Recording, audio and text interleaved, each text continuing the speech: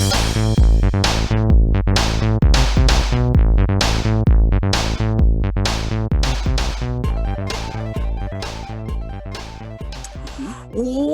to Early Learning Today. Jeff Johnson here. Thanks for push and play. Have a guest in the virtual studio today, Rochelle Banks from, let me see, what is it? I had your company name, In the Groove with Miss Rochelle, right? Is the business? And we want to, we'll plug that at the end. If you want to get out a website or anything, we can put a link in there. Rochelle reached out to me via the interwebs. She listened to the Child Care Bar and Grill podcast, and we were talking about quality and those kind of things. And the topic of parents as teachers came up, and she reached out, and I decided it would be fun to have a conversation about this. I really believe that parents are the first and probably in a lot of situations best teachers of their children, and we're living in a world where that always isn't respected and supported. I should, if I'm going to have a guess, I suppose I should let you talk. What do you think? Welcome to the show, Rochelle.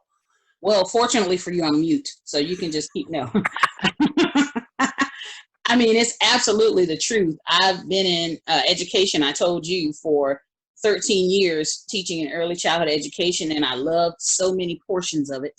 But I found out that what I loved doing was what I was passionate about, and that happened to be the position where I could exercise that.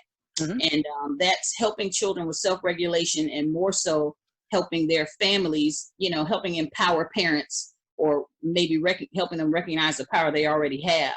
And I just had to step back one day and realize that from preschool all the way up through college and everything seems to be designed to make parents feel like they're obsolete or they don't know what they know, and I'm like, this is unfortunate. And what I've seen more than anything is that our delinquency numbers and numbers of children at risk are going up, even though there are more and more programs that are designed to shut parents out and say, we'll be your mentors, we know better than them. And I just see more and more children in trouble. I mean, sex trafficking numbers are higher than ever before. Ages are lower than ever before. Same with drug trafficking. And in my area, I'm kind of, taking a seat back from doing it in a formal setting and saying, let me speak directly to parents and say, you don't need anything else unless that's what you want to invite in to your child's life. You're in charge of your child's education. And learning doesn't have to be what somebody told you it is. Yeah, in a lot of settings from, preschool on up, there's a lot of talk about parent involvement and about parents being valued. And the feeling parents have when they walk into a building and the actual practice is often exactly the opposite of that talk. And so I don't know where we go wrong or why we go wrong here, but there does seem to be a disconnect. Well, it's an afterthought. And so we're thinking about it wrong from the base. And I heard someone say years ago that it doesn't matter how well you run a race. If you start in the wrong place, you're going to finish in the wrong place. So you have to start right. And I think that we've been starting wrong with thinking that education is something that is too big for parents. And so then this systems that be, whether it be private systems or systems regulating from infancy all the way up through, when you're 80 years old and they're telling you how to, it's just so much. Yeah. But everything starts from saying you need us and your children need us, but I guess we'll let you in on it. That's kind of really the feeling. And when I talk to more and more parents, it's not that they don't want to. Some parents are unfortunately raggedy. And I think that there are things that are set up for that to help that out.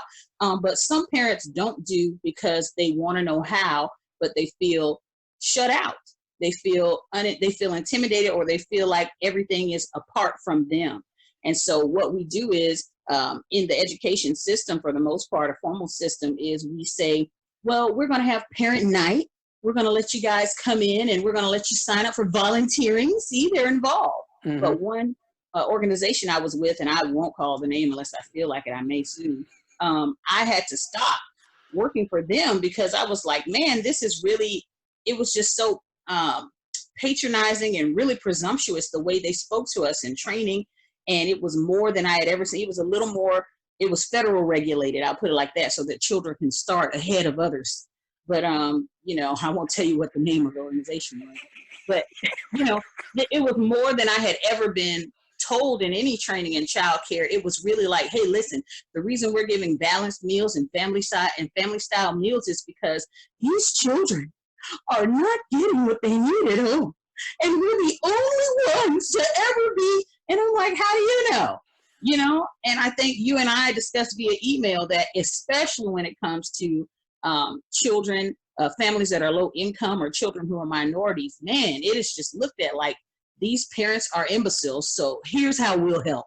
You Yeah. know, you're doing a good deed here by taking over because parents are idiots. And Yeah. so then you invite them in, and of course they feel that because they're not idiots. I think I think a lot of those people in situations like that, the employees of those programs, I think generally I want to credit them with having good intentions. I don't think they're intentionally out to do harm or disrespect families. There might be some of those people out there that just have their own biases or whatever. I mean, that happens. But I think mostly it's a systemic thing. I think we build these systems where people are disrespected and devalued, and parents happen to be that. And I mean, I don't know what program. Well, I do know what program you're talking about. I'm gonna say it. I think that programs like Head Start had good intentions and good structure back when they were started, Yeah. and over the decades they've evolved to be more academic and less supportive of families. And I think that's a huge mistake. And it's not necessarily the fault of the individuals working in those programs. It's just there's been systemic changes that have led to parents being looked at as outsiders. Yes. And so the thing is, and you make a good point. What happens is people come on board with good intentions that are already in a system that's flawed. And so the outlook is flawed and skewed. And so what I try to do now is just let parents know, one, the things that you see them doing, if you're so in love with what they're doing in the classroom, because some of the things are great, some of the things people bring up that are, you know, not so much your child is two, they have to know how to write in cursive by Wednesday or they're kicked out, not that kind of, you know, but a lot of the things are some good things and ideas. And I tell parents, hey, listen, school of any type, when you invite anyone into your parenting, we're part of your village. You know, we're not in charge of it. And so that's for two reasons. One, you're in charge of it now. So go ahead and step up. That's one, you know, but two, you don't have to do it like I say do it. And at the same time, I don't get to do anything exclusive of you and your values for your child. And so what we can do is work together, you know, and if you like something that you see here, or I see something that works really well with your kid, or I like it, I'm going to say, hey, why don't you incorporate 1, 2, 3 at the house? Why don't you try this, and that at the house if that's what you're looking for? Mm-hmm. But at the same time, I try to also not just give tips like that. I am working on putting together like from A to Z free activities and stuff like that, stuff you can do with stuff around the house or whatever, that frankly you could get your kid through being an adult and leaving the house with just free stuff. Yeah. You know?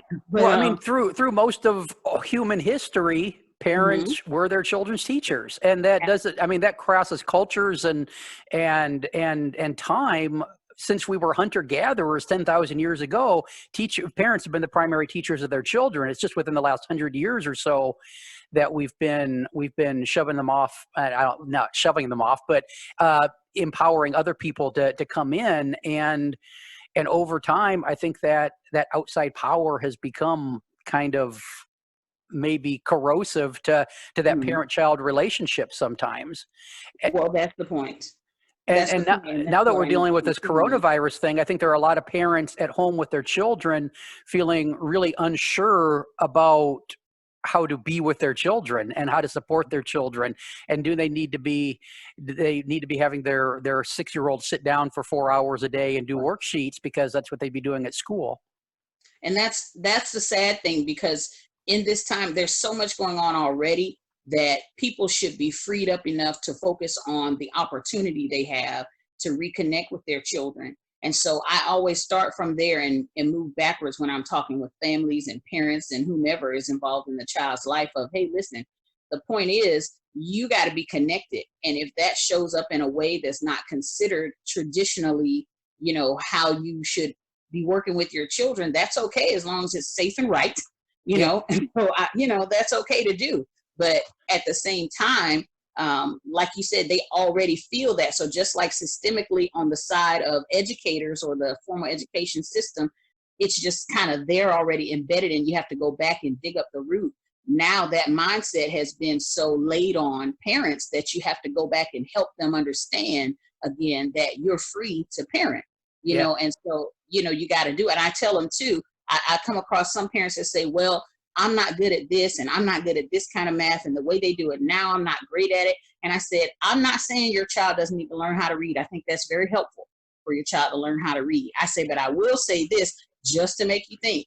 I don't know any people who are successful that did not have problem solving and critical thinking skills. And when I say successful, they're able to manage in life. They're able Yeah. to live and be independent. I said, but I know a whole lot of people, including my great grandfather. He went through a second grade education. And back in the day, they were like, did you learn how to read? You know how to count money? You're good. Come out, come back and work, and we'll work on this stuff together. And I mean, he was born a slave and everything. And by the time he left here, he had saved up for investment over $1 million. And he learned through second grade, but he got what he needed for life. And that's what education is. Education is, I need these tools so that I can life better. And Yeah. so it doesn't have to be all of the extra. I don't need calculus. I don't use it, Jeff. I don't use it. And now I'm a little upset about having to sit through that kind of stuff, But I go about as far as algebra 1.5 in my daily life. And so I went, okay, so if I'm not planning on being an engineer, I really don't need algebra 1.5 on, Yeah. because Absolutely. it's not going to help me. So I let parents know, hey, listen, you can build from what they need. You can give them what they need. And if they show an affinity for something, a little taste of something higher than you feel like you have in your arsenal, well, then you can reach for that. That's what parenting is. Yeah, and so much of it is about the nurturing and the relationships and the knowing how to interact with other people that kids get from their families in those early years. And I mean, that's the foundation for all the more formal stuff that goes on later. I think one of the reasons some parents struggle with feeling competent and capable as teachers of their own children is they didn't feel competent and capable when they were in school. Mm-hmm. And so when they think about talking to a teacher or a principal or any kind of official in that school setting, whether it's preschool or onward, they turn into that 6-year-old again who felt kind of lost, and so they really systemically feel disempowered. Yes, and so there's almost a bit of a deprogramming that has to happen to even speak to people. The workshops and the different stuff I do are usually about 5 to 6 courses over 6 weeks, because one day of me saying, hey, you can do 1, 2, 3, and you still have a buildup on your mind of the fact that you feel like, no, not me, I'm not enough. That's unfortunate, because I feel like, your kid was given to you because you can. And so I tell parents all the time, parenting doesn't mean you have every answer. It means that you're willing to go to any height and any depth to reach for the answer for your child. That's parenting. That's sacrifice right there. It doesn't have to be that you have it within yourself to meet every single need, but you have it within yourself to get needs met for your child. And so that first 2 sessions, and they're each like 2 hours long, the first 2 sessions that I speak with these smaller groups are usually breaking down and going back into their childhood every time. By the second session, they're going back to, well, when I was in school, well, when I was little, well, when I was, and I say, I see it. So let's go from there and build back up the right way so that your thought process can change about who you are now and how you parent now. Yeah, because we all carry around that baggage with us, Sure. and I mean, it gets heavy. Mm-hmm.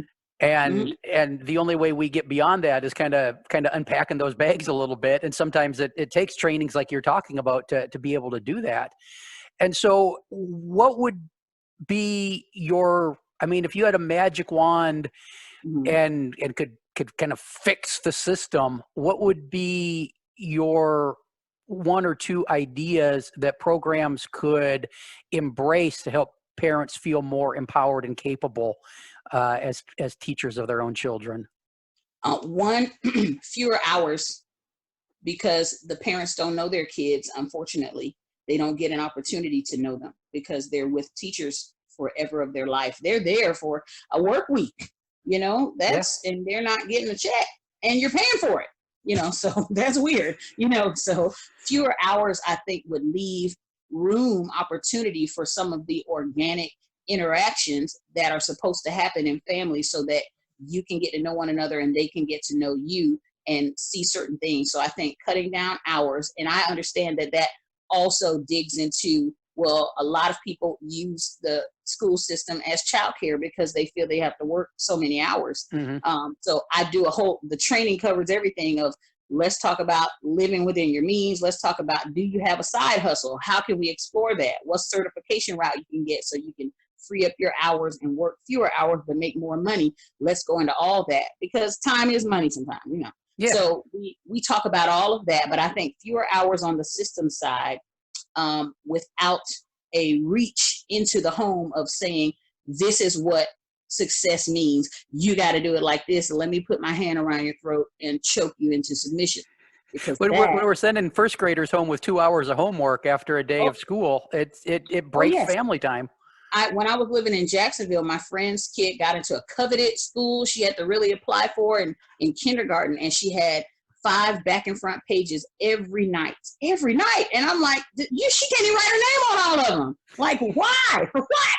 So, I think that is another one. Let the homework mean something. Let the homework be interactive. If you're going to send work home, let it be for home and not something that excludes parents. I think that a lot of these board of directors as well, and school board, they need, which in my area, they're trying to do a little more of, by inserting themselves from the parents' end. They need more parental input on what seems like a real, manageable and applicable curriculum. Yeah. Because all of this extra is just extra. And I try to tell kids and parents, don't be extra, be abundant. Have enough to share with others, but don't have so much that you don't need it and you can't even move around, and you can't Absolutely. even figure out who you are. So I think fewer hours, and just like we said with parents, a bit of a debriefing and a breakdown again of what teachers think when they're in school, and how they view parents and how they view family. Because if they really look at statistics, like I said, numbers aren't getting any better. Crime is rising and ages are getting younger. So all of this excluding parents is not helpful. So let's start from reality and say, let's start from parents first and recognize that we are the village. That does mean we're important. It does mean we're special, but it's an honor to be included in their parenting and not the other way around. Yeah, yeah. I think the thing I would add to that is relationships. The Mhm. if parents can build up, I don't know. I guess that you got to be a little bit brave sometimes to go in and ask questions Yeah. of your child's teacher, but that is always easier in my experience when you have a good working relationship with them. You don't have to be best Sure. friends and go out for cocktails on Friday afternoon, but being able to talk to them openly and honestly and have a little bit of a rapport there makes everything so much easier. And so sometimes the parent needs to be the one that starts building that relationship, because the teacher may want it but may not feel that there's time, or may feel pulled in so many different directions that they don't invest in that. So the parents may need to become the gardeners there and nurture that relationship. Yes, I think that's absolutely right. That's another thing we do and talk about. And I'll say, hey, and frankly, some of them, it's training along the way. And I also, people who have left the little sessions I do, I go to parent conferences, I go to IEP conferences, 504 plan meetings, because they say, I just feel like I need to be quiet because I'm not a professional. And so me sitting there sometimes, and I tap them on the shoulder, like, you say, this is your son. It's okay to talk about him. Then they have more input. And it's such a productive meeting. And so I say, I don't mind coaching you. That's another reason I wanted to come out of the center setting, so I could have my days free enough and figure out side hustles en route, so that I can have money to live, but have my days free enough to go with the parents that are saying, I'm outside of the school. I know I'm ready, but I need a little push. I can meet you there. I can help you. You can do it, and I kind of help guide you back into feeling empowered again. But you're right, because once they do that, everything changes. And the teachers also, not every teacher has ill intent. You're right. And so a lot of teachers feel like, wow, okay, that ice is broken now. We can get together on one accord and figure out what's best for your kid. Yeah, yeah, and I mean, for any teachers out there listening to this that are working in a program that may talk about valuing parents as teachers, but may not really be embracing it as much as they talk Mhm. about it, the thing that you can do, I guess, is again work on those relationships and work on Yeah. that rapport with not only the parents but the children. And because if everybody's kind of on the same team, wanting to help elevate that child as a capable and competent individual, things tend to move forward. Okay. And there's gonna be times it doesn't work. That's just life. And not Hmm. everybody gets along with everybody. I mean, there's all kinds of social dynamics there. But if you go into it with good intent, I think the outcome tends to be better more than it's worse. Absolutely. Absolutely. And also, one step for teachers is to um, help parents understand that these two conferences a year are not the only times we get to communicate. And a lot of it is via electronic transition now. And I know a lot of grandparents raising kids and older parents raising kids saying, I can text, but that's as far as I can go, and I don't understand this system. So I think even going back to simple things like phone calls and things teachers used to do, so Yeah. that parents feel connected, because everyone doesn't want to sign up for an account for this and that, just to say, how's my son doing, what's going on at school. Yeah, So yeah.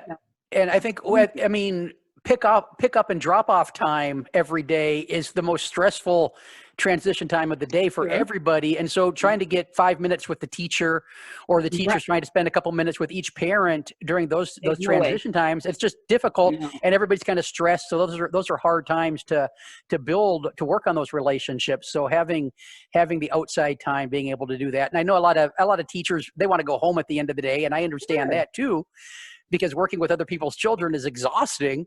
But Right. Oh, but yes. but Well, the what I would job. say is, hey, Okay. boss, here's an opportunity. Here's a plan for you to either cut down on a few hours and give us this many hours at the end of the day to sit here and make our phone calls, and then see you later. So you can pay me for one more hour to do that, or you can figure something else out with the schedule. Knowing me, I would have a plan in place, because I'd be like, no, I'm calling my parents, and here's how you can work it out. You can pay me later for the idea, but I Yeah. would definitely say, give me room here to contact at least this many parents per day via telephone. Yeah, because my experience is when you take time to work on those relationships, everything else gets easier. The Yeah. transition times with the children gets easier. The children, I don't know, it's almost as if the children sense there's a better relationship between the parents and the caregivers. And I've had kids that we had quote unquote behavior problems with, that when Mhm. we worked with those parents and worked on that relationship, the behavior problems dissipated, because that Mhm. just through those conversations, just through everybody knowing each other a little bit better. Yeah. Well, And now that's not there's a gonna. cohesion they can sense, and there's a structure sandwich, as I like to call it. So Yeah. expectations are the same everywhere, because we know each other now. Yeah, and it's not magical, and it's not going to work in every situation, but it Mhm. tends to just kind of make everything flow a little bit easier. Before we wrap this up, I think we need to touch on one other thing, because there are some parents out there that are not doing a good job of being parents. Mhm. I mean, making children is incredibly easy and sometimes fun, but there's a lot of work afterwards. And so some programs are working with children who have parents who make things, I don't know, rocky, challenging, Mhm. difficult for caregivers. And the thing is, those parents still deserve our respect and Sure. support. And it might be difficult to do. I'm thinking, I spent 16 years running a community center essentially, and we had summer programs and after school programs. And I had some kids that we worked with who had parents that, I mean, I, I don't know how I Mm. mean, they were in and out of jail. There were drugs. There was alcohol. There were times that they would show up, barely able to function, to pick their children up, and those kids still loved their parents. Mhm. Oh, yeah, of And course. and we need to respect and support that, even when we have reason to question the parents' ability, the parents are still valuable.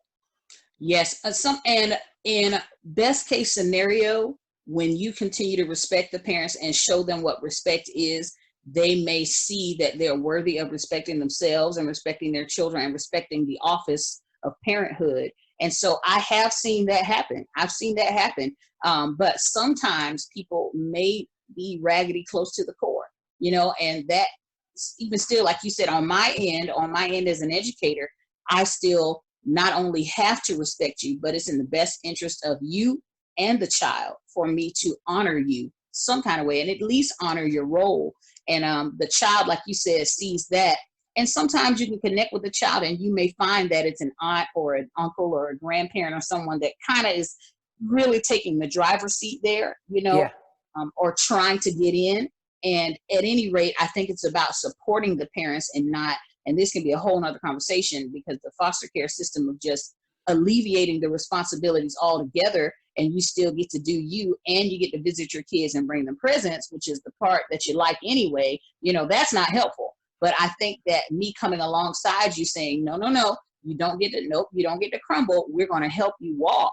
But you still have to be the parent in a respectful way, an honorable way, in a way that's not presumptuous or demeaning to you, as, hey, listen, we're here to help you build your family and help you support your child so that they can be what's successful for, who they are.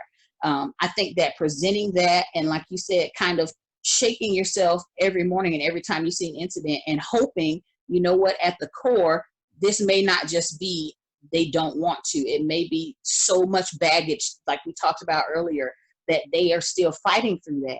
Yeah. So being an eye open, saying, let me listen with grace. Let me look at you with grace and say, hey man, I had to work through some stuff too. Internally, this is your self-talk. It helps your perspective.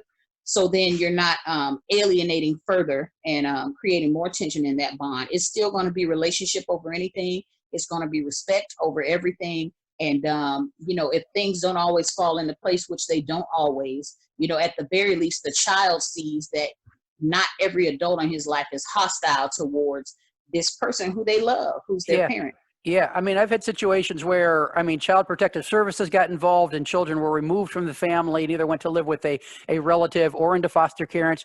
And there was still that love and connection for that parent. And when we start breaking that down, it doesn't do that child any good. No.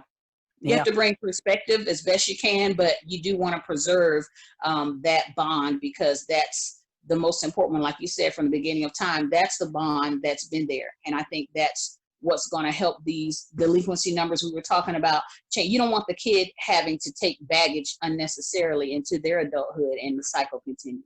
Yeah. Breaking those cycles becomes a real challenge sometimes. So parents, competent, capable, programs can get a little better at not just talking the talk, but get into walking the walk a little bit better. And parents need to know that they can speak up and reach out and be a positive voice for their children's needs and their family's structure and culture when they interact with the programs. Anything else you want to throw in here before we wrap this up? No, just that they can do it. I mean, you talked about In the Groove, and I will say it right now, mostly it's songs I've written and stuff that I'm doing talking, but the songs are fun and interesting. But I have a few on YouTube right now, same In the Groove with Miss Rochelle. But in the description box, I address parents, not teachers, in the classroom. And I know there's more money selling my songs to classrooms, but I want to freely set parents up to utilize these tools, easily accessible, and say, look at how a 3-minute song and a concept in it, you can take that and run with it for your family. So I think we need to do that with anything in life, present it to the parent, put it in their hands, and empower them to fly with it. Absolutely. And I'll put a link in the show notes so people can click over and find you if they need more of you in their life. Sure. And who does not? No. I mean, I'm thinking this is the first time we've really talked, and I'm thinking I need more. This has been Early Learning Today. I will be back tomorrow with another episode. Thanks for tuning in. Enjoy your day. Bye.